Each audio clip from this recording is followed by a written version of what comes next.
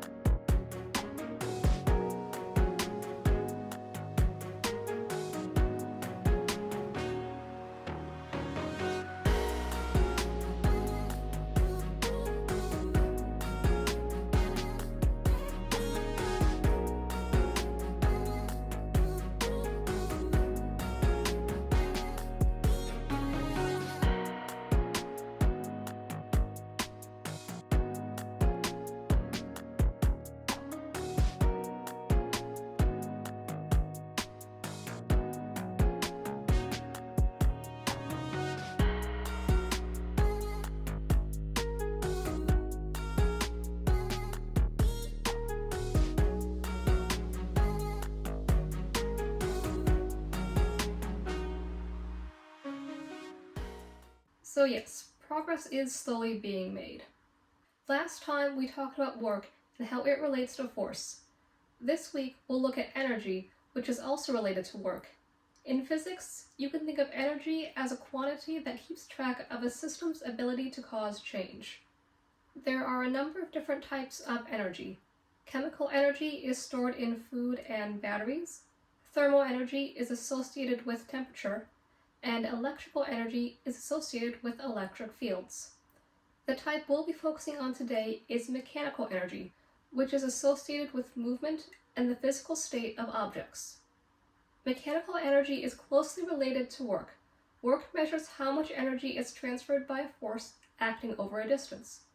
If a force does positive work on an object, the object's mechanical energy increases. If a force does negative work, the object's mechanical energy decreases. Like work, energy is measured in joules. 1 joule is equal to 1 Newton acting over a meter. The two forms of mechanical energy we'll look at today are potential energy and kinetic energy. Potential energy is the energy stored because of its state. If we recall from the work video, there was a calculation of work due to the gravitational force. Kinetic energy is the energy stored with motion. The faster something moves, the more kinetic energy it has. In the round-off back handspring back tuck example that I keep using, gravity and the tumble track springs both contribute to the energy balance. My gravitational potential increases with height and it decreases as I land. The springs store energy when I compress and energy is returned when I rebound. We'll go into more detail on kinetic energy in this video, since the work video covers the two potential energies relevant to the rigid body model that we're using. The equation for kinetic energy is T equals 1/2 mv squared, where m is the mass and v is velocity. The spring and gravitational potential energies are the same calculations from the work video, and that was the integral of force dotted with distance. The general form of an energy balance is T1 minus V1 equals T2 minus V2, where T is the kinetic energy and V is the potential energy. The subscripts denote specific instances in time.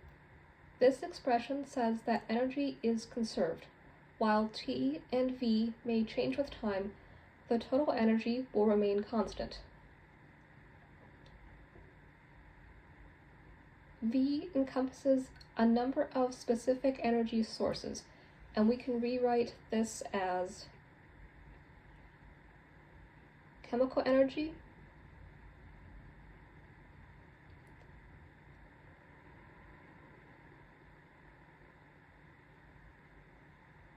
spring energy, gravitational potential energy,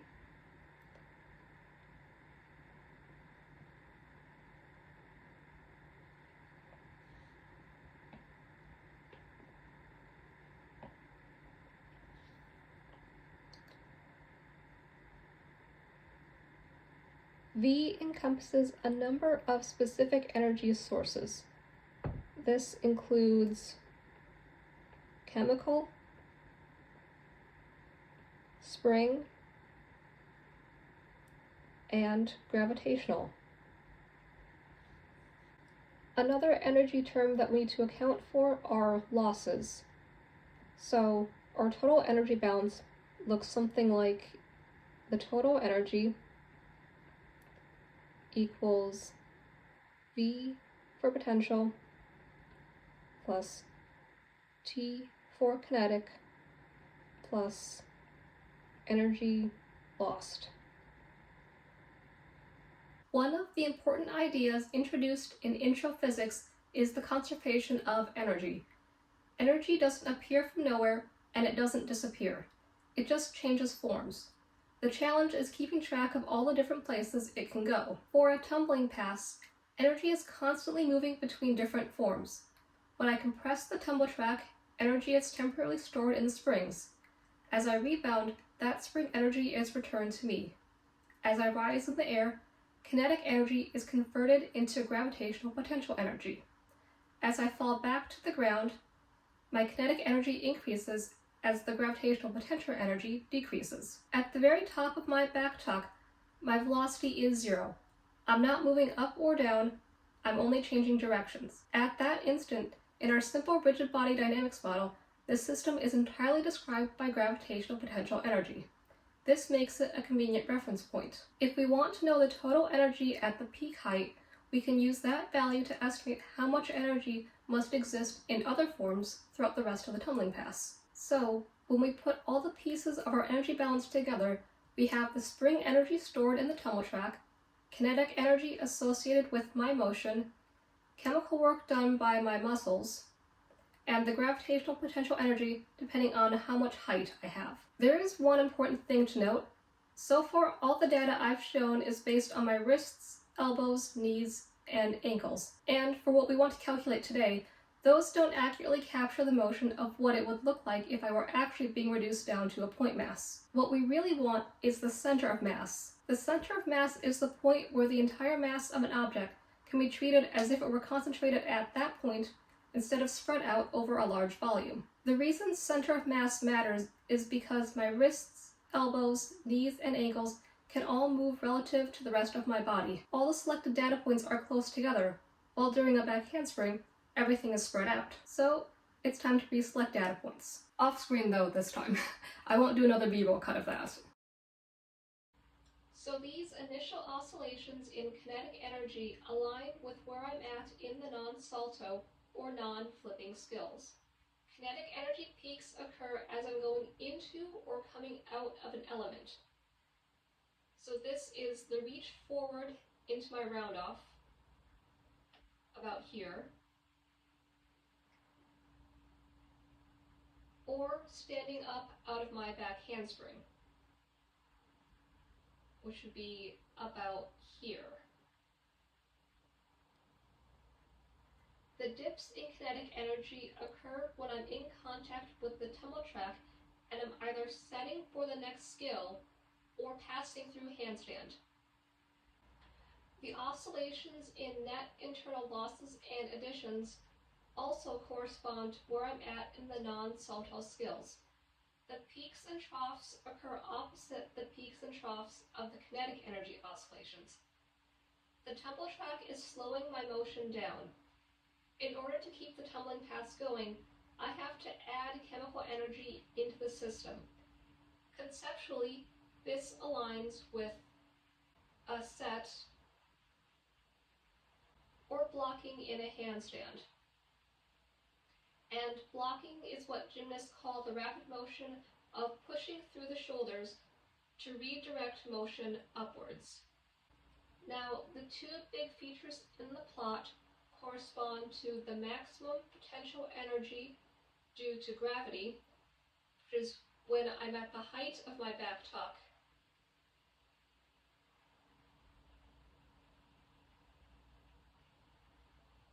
and the amount of energy that I have to absorb upon landing my back tuck.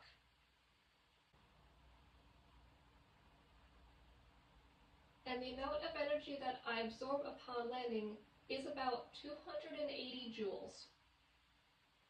That's about the energy it would take to lift myself a few feet in the air.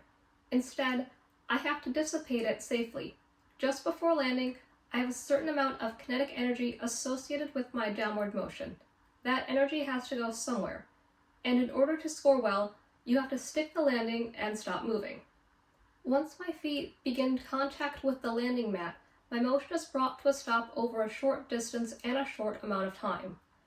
The energy is absorbed through a combination of muscle activation and deformations throughout my body. From a force perspective, the faster I stop and the shorter the stopping distance, the larger the force becomes.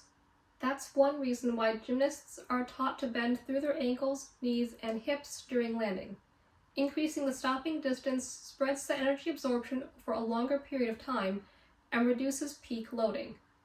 It's the same reason why airbags, foam pits, and crash mats exist. This is also why I made such a big deal out of doing back handsprings on a hard surface for the first time in months during the work video that I posted a few weeks ago. I'm old. I hurt one of my wrists climbing a few months ago, and I can still feel it under compression. I was not consistent with my exercise routine in the months leading up to my defense, so all of my muscles atrophied. Truly a humbling experience.